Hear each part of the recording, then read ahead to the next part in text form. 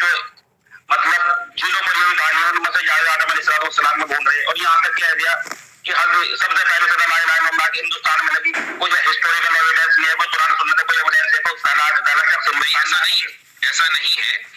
ایک روایت ہے کہ حضرت آدم، اگرچہ وہ ضعیف روایت ہے، ہم یہ نہیں کہہ سکتے کہ کوئی ایویڈنس نہیں ہے، ضعیف روایت ہے، حلیۃ الاولیاء میں ہے کہ حضرت آدم علیہ السلام جب ہندوستان میں اترے، نزل بالہند، تو فاستوحش، کہ انہیں یہاں وحشت ہوئی، اکیلا پن. ظاہر ہے کہ جب پہلا انسان ہے تو اکیلا تو ہو گئی.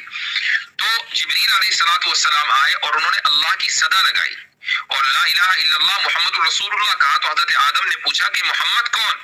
تو جواب ملا کہ یہ آپ کی اولاد میں آخری نبی ہے. یہ حدیث ضعیف ہے، یہ لیکن موضوع نہیں ہے، فیبریکیٹڈ نہیں ہے. ایک بات. دوسری بات یہ ہے کہ حضرت ابن عباس رضی اللہ عنہ کا قول ہے، جس کو مشہور تابعی سدی نے نقل کیا ہے، اور یہ قول ہے کہ حضرت آدم علیہ السلام جنت سے ہندوستان میں اترے، بھارت میں اترے. الہند کا لفظ اس میں موجود ہے. اور یہ بھی بتایا گیا کہ ایک اونچی زمین پر اترے، اور یہ بھی بتایا کہ جنت کے باغات میں سے لائے ہوئے پتے انہوں نے بھارت کی دھرتی کے اوپر پھیلا دیے. یہ بھی ابن عباس رضی اللہ عنہ کا قول ہے.